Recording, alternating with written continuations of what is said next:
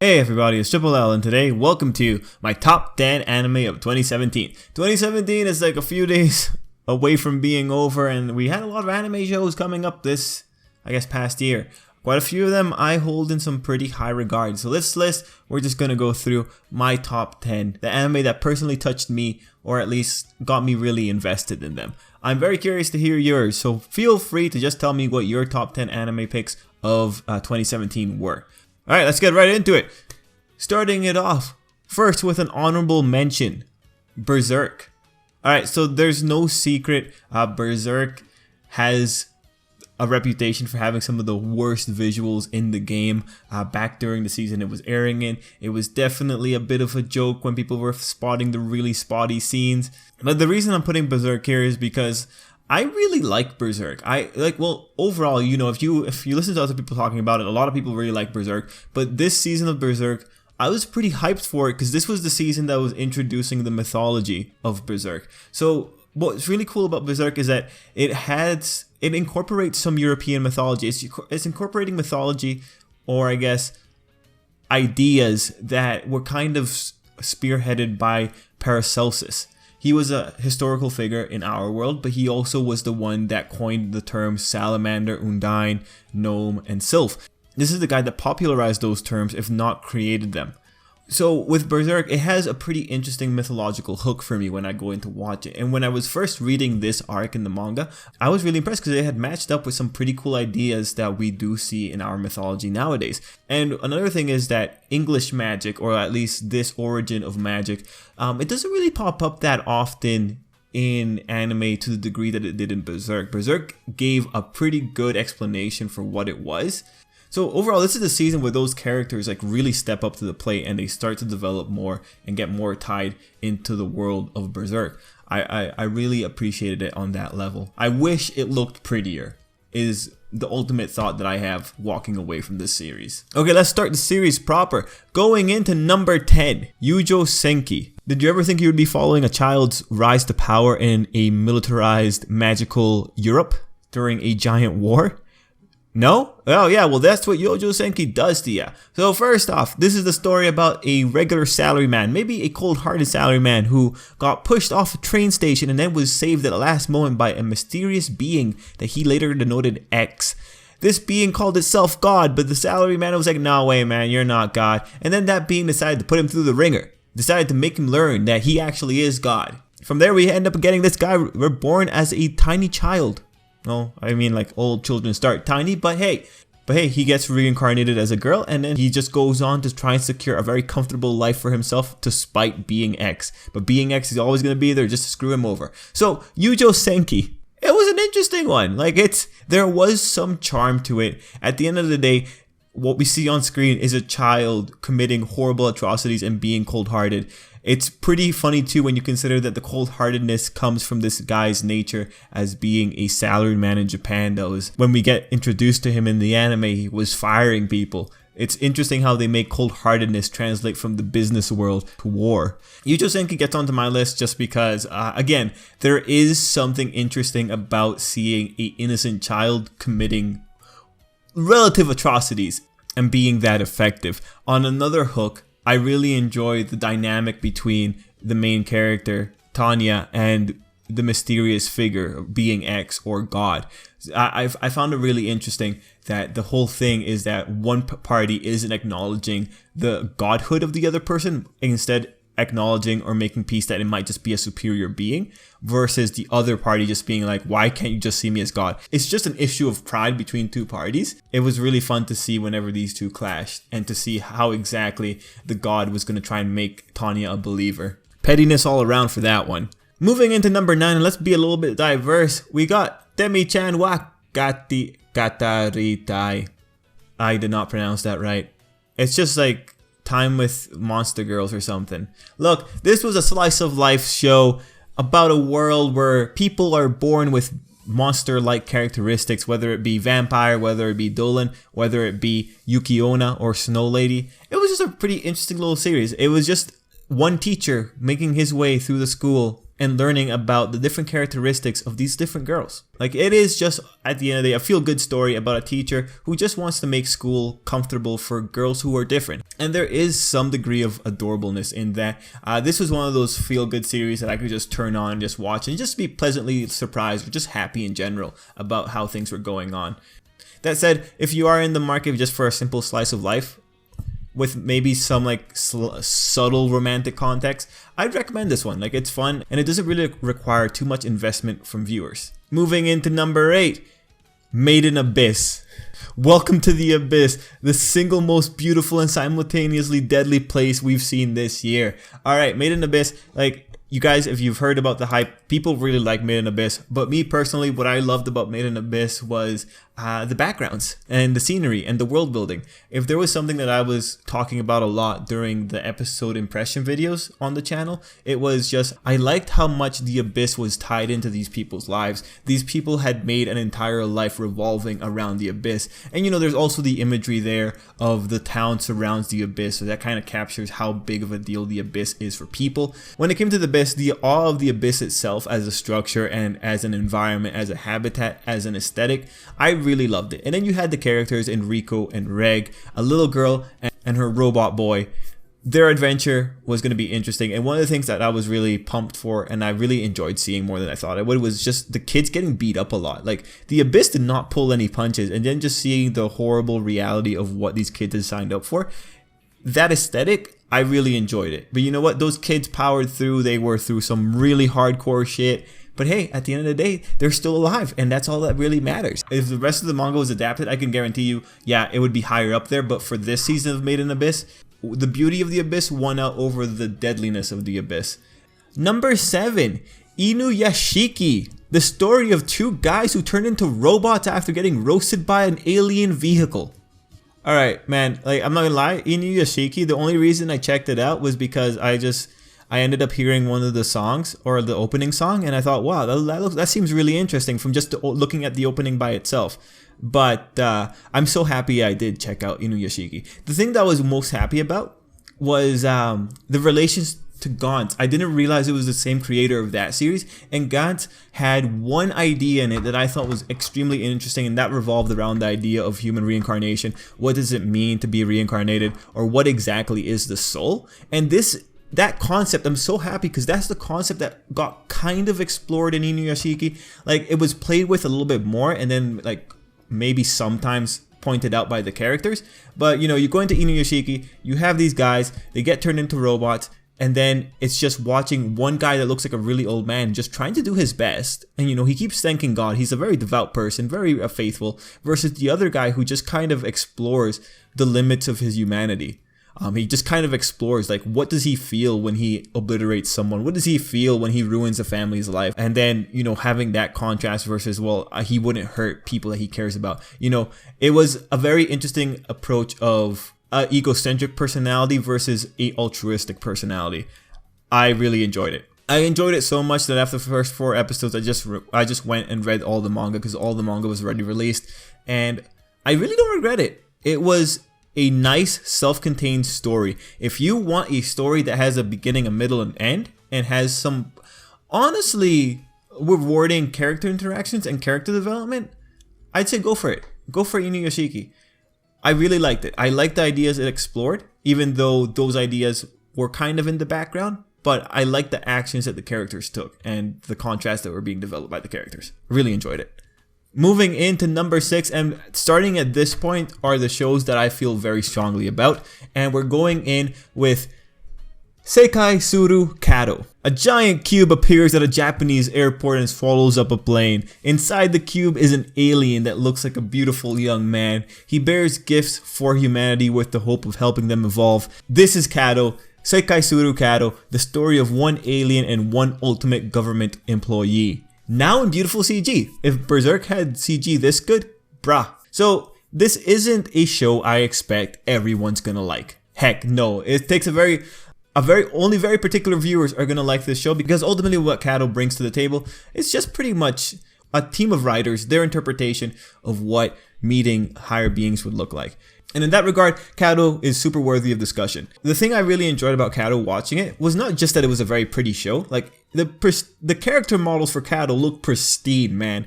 What I really enjoyed was, like, you know, after an episode, wherever the alien was introducing new tools to humanity, you go down to the bottom of the comments and you see people talking about it. How people were interacting with these questions, I think, was amazing. I think that was, like, one of the worthwhile things about Kato. Now, Kato is very interesting in that this is probably the only series that I would recommend dropping halfway through, only because towards the end of the series does narrative kind of take over, or not narrative, story conventions. Story conventions start taking over around episode 8 or 9, and there was a really good reason why that had to happen. It's because up to that point, one of the main characters, the alien that was bringing all this development to humanity, he had no antagonistic qualities really. Like, the biggest issue that people had with him before that was whether or not humanity had a right to develop that quickly. And so after that point, it's like, you can't really fight an enemy like that. So they instead had to give him a few more antagonistic qualities. Because of that, if you are going to check out the series, if you're someone who wants to sit down and just explore an interpretation of a type of event and have it like relatively sound, I would recommend going up to episode 8 or 9. At around episode 8 or 9, I can't remember the exact episode, there's going to be one divisive event that's going to change the tone of the story. And depending on whether or not you want to keep watching that, you can go for it.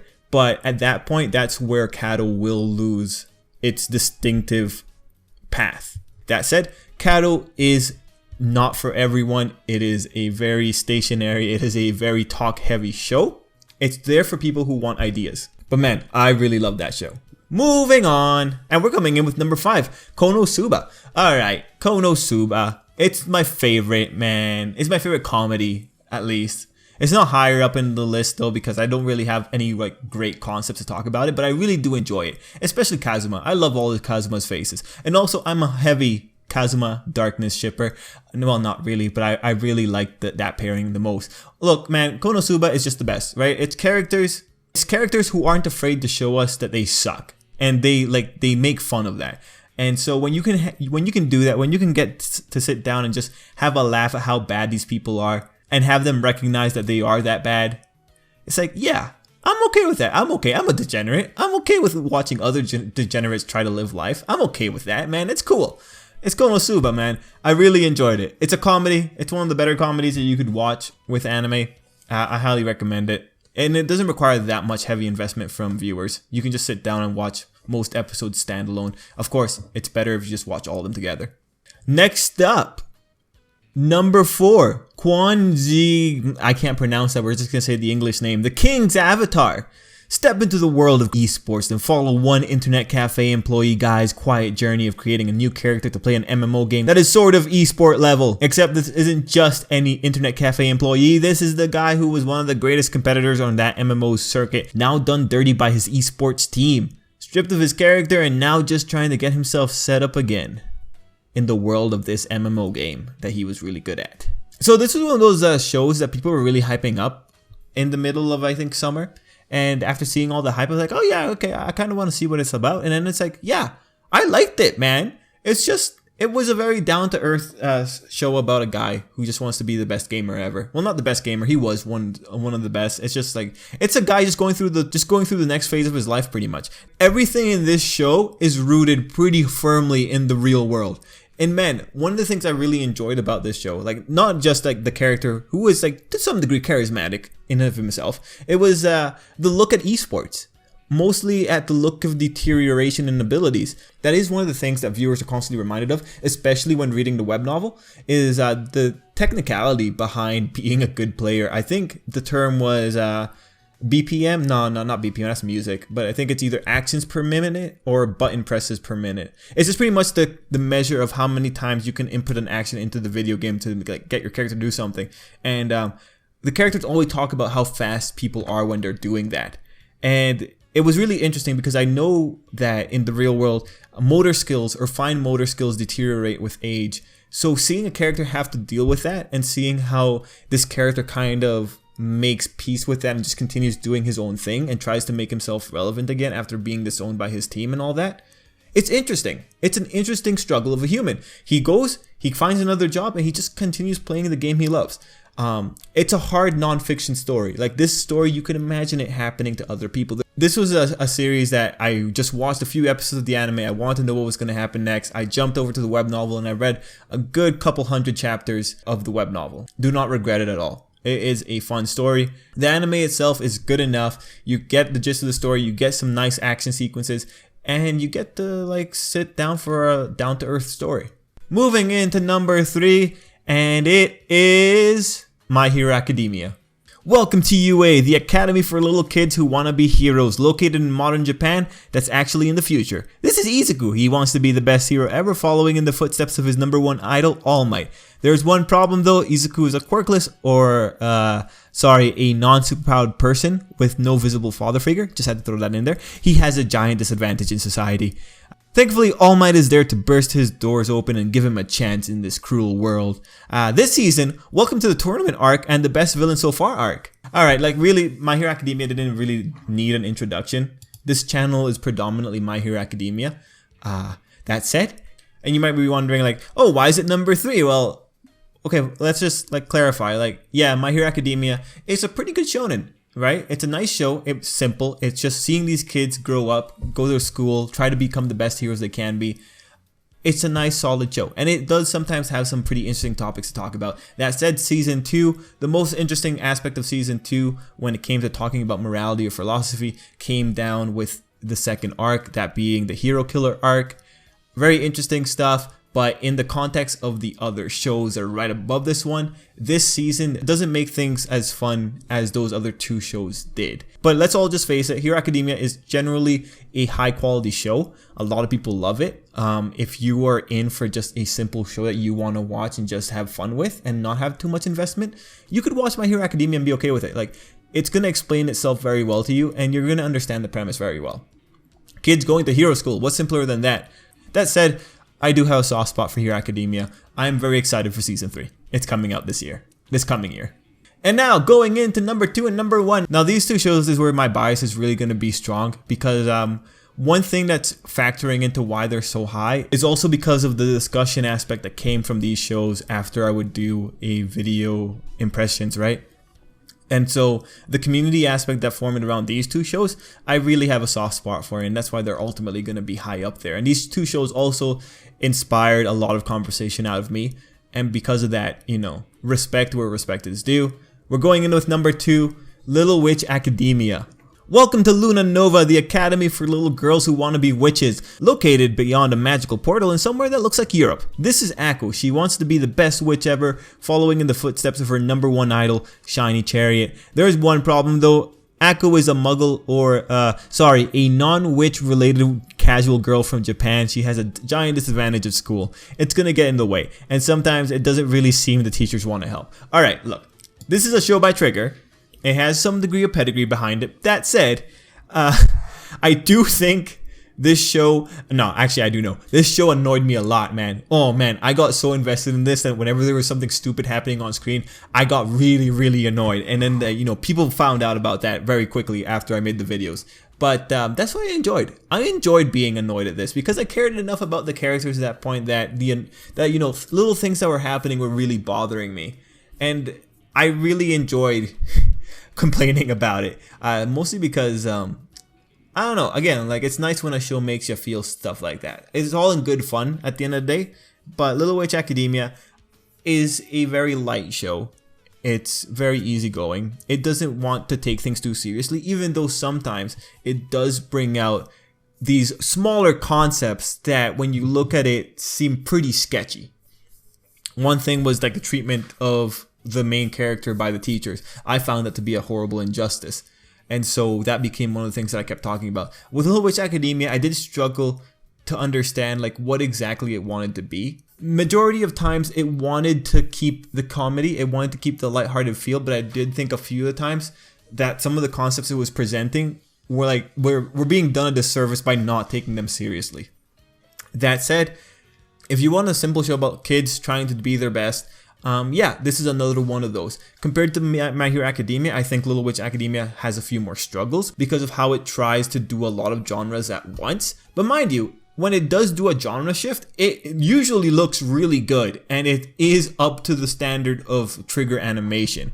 There are a lot of standout moments in here in Little Witch Academia that I highly recommend. And again, this is an easy to watch show. It's very simple. It's very easy to understand what the characters are going through. It's very simple to understand what the idea behind the characters are. Because of the genre shifts and also like it not taking itself seriously enough, there are some spots where you might be a little bit annoyed. But in terms of the satisfaction factor, Little Witch Academia was really up there for me. And finally, number 1. It's freaking Gundam's Iron-Blooded Orphans. Alright, listen. Gundam series in general, when they're playing it straight, tend to be above average. This season of Gundam, you know, I was very happy with it. I'm so happy with it. I tried my best. I was hoping that it was going to be in 2017 that I could put it in. And thankfully, Gundam Iron-Blooded Orphans concluded in 2017. That's why it has a legal claim to the top spot for my list. But yeah, Gundam. Again, the community aspect is something I really enjoyed. This Gundam series was very enjoyable to talk about because of the way it balanced fighting and character development or character sequences. You would have a couple of episodes of fighting, then a couple of episodes of a quiet like reflection period, and it just gave viewers a lot to think about if they wanted to think about stuff. You know, a lot of the characters there presented a lot of distinct philosophies, they presented a lot of distinct rationales, and even with the main characters, what you ultimately see from them is pretty much hubris crashing down on them. They build themselves up, they want to continue building themselves up, they make a deal with the devil in more ways than one. And ultimately, those deals, life comes to collect. Iron-Blooded Orphans was this look at at the life of a bunch of kids who didn't really have the best fair start, and it did them justice. I don't think any character was given an unfair hand. It's just they were dealing with a very hard game. That said, metaphors aside, Iron-Blooded Orphans brought the action. Iron-Blooded Orphans brought the characters. It brought the story beats. It's honestly, if you like robot anime, this is a pretty good one. Now, I do know that detractors do say that it has issues with the plots and characters and whatnot. Like, yeah, alright, I'll give it to you. But at the same time, I see a lot of good in this show. And one of the things I did enjoy was over-analyzing it and then having other people in the comments over-analyze it with me and point out their interpretations of what was happening. I didn't really mind that people disagreed. That was just how good this show was. It had room to disagree and it had enough factors that you could use from every episode to supplement your discussions. In terms of giving viewers a lot to talk about, I think this show did absolutely great. And man, I wish I could do it all over again. I really loved Iron-Blooded Orphans. It was amazing. Now, you know, even to this day, I respect the ending. I wish it was nicer, but you know, at the end of the day, Iron-Blooded Orphans, my number 1 anime of 2017. Loved it. So yeah, guys, that's the end of the list. Let me know what you thought down below. Let me know what your favorites are, and till next time, I hope you have a great day.